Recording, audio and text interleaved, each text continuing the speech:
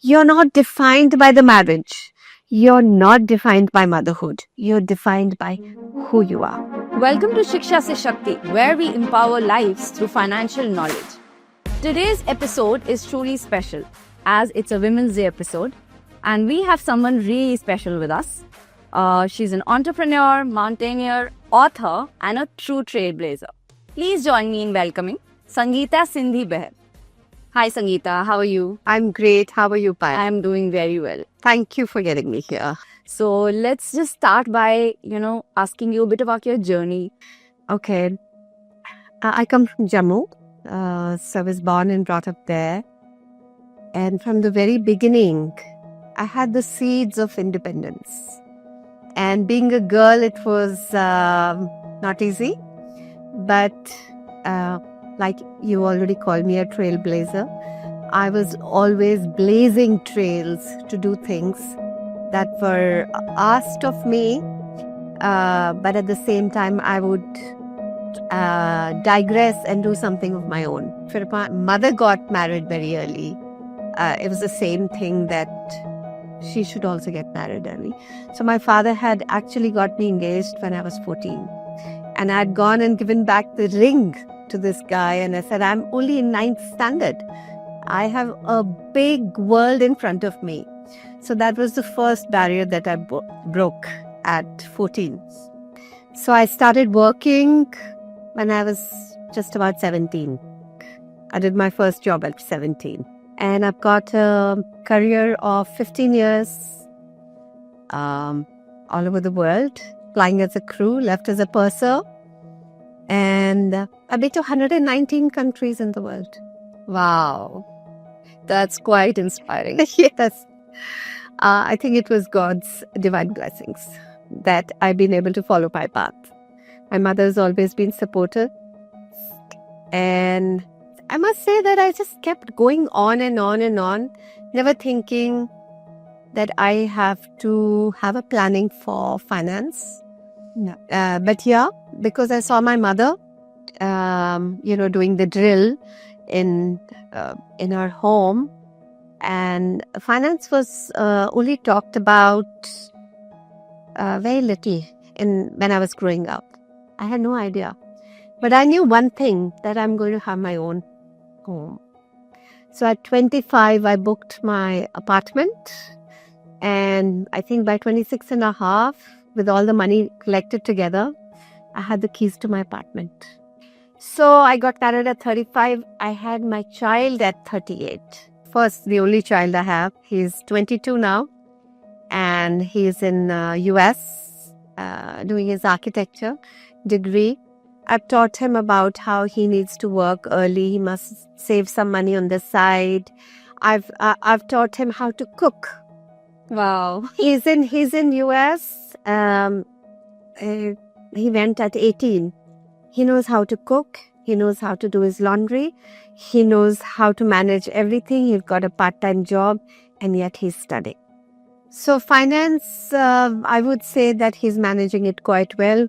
He just takes a little amount and says, today I've got this, and I'm, working towards that. So I know eventually he'll be very successful. Not only in marriage, but he will know the value of money. You mentioned that you started working at 17, right? And I think, what year would that be? Like 1981. Wow. In 1981, at 17, you were earning, right? I was earning. Let me tell you, at 17, I came to my aunt's house from Jammu to spend summer vacation. So I told her, let me take a part-time job. She said, you speak good English, so you do that. And I got a sales girl's job. And at that time, they paid me, they said, you can start at 800 rupees. 800 rupees at 1981 was a lot. I negotiated with that couple and I said, what is 800 rupees? You need to give me 1200 rupees. I got started with 1200 rupees and I worked almost for a year. And during that time, I studied also. I finished my first year of BA. While studying, while working and getting that 1200 rupees, I still could save 200 rupees. I lived in a hostel. And then I realized that I was missing out on life and I needed to go back to college. So I spent my second and third year at a regular college, finished my degree, and then started my process working in hotels, working in Kuwait Airways, at the airport in Thai Airways, and of course, I've told you about 15 years at the airline industry. You started earning at 17, you got an apartment at 25. Is there something that you've seen in your childhood from where you got inspired, or I would say certain situations back then in 90s which, actually inspired you to do something of your own? I felt that my mother never had enough money. I felt whatever the father gave, that was it. She could not complete her dreams. I mean, I'm sure she had some inherent dreams that she wanted to pursue, but she was always involved in the kids. I wanted to be involved with my son also, but I did not stop doing what I wanted to do as well. So this is one thing I want to tell women, that you are not defined by society. Yeah. And when you take that onus in your own hands, come what age, then you will never stop learning, and you will never stop seeking out things that you want to do. Yeah. And the limitation comes is like, when my child will grow up, then I will go and do painting. When my child will go to nursery or whatever, I will do this or I will. Why do you have to wait till tomorrow? The present, today, right now is the time to make that. You started mountaineering at 46. What inspired you? My husband from Doon School was an avid trekker, and he wanted to go and climb Kilimanjaro. And his brother was going to go with him, and he did go. He asked me, do you want to come? For me, it's like now, Abhi, let's do it. Kya karna hoga? I trained. We trained for 4.5 months, and I reached Kilimanjaro. Reached. Came back. Nothing wrong. Decided can do more. Started climbing the continents. So I've climbed 6 out of the 7 highest continents in the world. Wow, that's great. So when did Mount Everest happen? So 2011 is when both of us climbed Kilimanjaro, and we climbed 2 other mountains together. We climbed Antarctica, and we climbed Elbrus. That's in Russia. And then I had an injury on my 4th mountain. I had a knee injury, ACL, PCL, meniscus, finished on the mountain. I had to be dragged on a sled and brought in icy weather. I was in very bad shape. And it's a miracle. Like I said, I'm a God's child. It's a miracle. I manifested getting well. And I climbed South America within 6 months of my knee operation. That was 22,847 feet. And then I was nearly 50 at that time. And 2 years before that, I did my first trek to Everest Base Camp. I was there just to practice and train for another mountain. Because to climb mountains, you have to keep climbing. You have to keep trekking. You have to keep seeing your acclimatization, how you are. And that's when I sighted Everest for the first time in 2013. And I looked at it. It was beautiful evening, red hues, and the peak was pointing at me. And I said, one day. It took me 5 years to do Everest for the first time in 2017. My first attempt was 2017. I didn't make it. I was 51 days on the mountain. Didn't happen. So 2018 at 53, I got onto the peak. But if you think that it was easy, nothing in my life has been easy. Every time I've tried to do something, there is a big boulder standing in front of me. This won't happen. You can't do it. Girls don't do it. Women don't do it.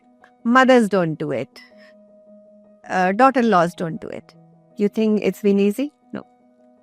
But why do you have to respond to such things? Just go ahead and do it. Keep upgrading your skills. Keep working on yourself. As someone who's taken extreme risks in life, what is that one advice that you would like to give all the women out there when it comes to their life, their finances, their health, more importantly, right? See, what I have learned in life is that you have to be physically active. Because when you're physically active, you're mentally active. And I must say that even being a late mother, I wanted to raise my son physically myself. I didn't have any maids. I didn't want to have any maids. I wanted to rear him the way I wanted him to. And that meant a lot of activity, physical activity, take him to the park, etc., etc. But women tend to take it easy. You know, I'm 30, I'm 40, I'm 50. And what happens is the body degenerates. But unless you fuel it with decent activity every day, eat properly, have supplements when it is needed, because this will give you a wide plethora of things to think about, including how to balance it, and should be actively involved in what's happening around in the finance. Like I said, I was a late learner. I never took it from my father, even from my husband. He was he's been a great supporter in all my climbs, I must say. He's worked really hard and he's supported me. But it's only for the last few years I started paying more attention to it. I've got a portfolio manager who manages my mutual funds, and I know where the money is going, and I ask him, what will this do? So I started learning about it myself. Better late than never. And it's very important to be financially independent, financially aware, and financially just with it, so that in case of any money that you need in emergency, you have it in your cap. And women, very important, don't leave everything to the men. Yeah. Because anything can happen in this volatile world right now. You should know what is what. So what's next for you? Like you're an author, you're an entrepreneur, you're a mother, you've done the Everest trek twice, right? No, and 10 times. 10 times. Okay. I'm still not a very good runner. I run and I walk. I think the knees have something to do with it. But this year I hope to do a marathon. I want to do a... That's great. I think this episode has been a masterclass for all of us on life in general. Not just about health, finances, achieving our dreams. I think you've done it all. Just one last message for all women out there who still hesitate to take charge in life. What would you tell them on this Women's Day? Because the theme is also around accelerate action. There's only one mantra. Like 2025, speak up. Don't worry about what the world is going to say. Don't worry about anything. I'm going to be behind you. All right. Thank you. Thank you so much. It was our pleasure to have you here. And we would love to meet you again. Definitely.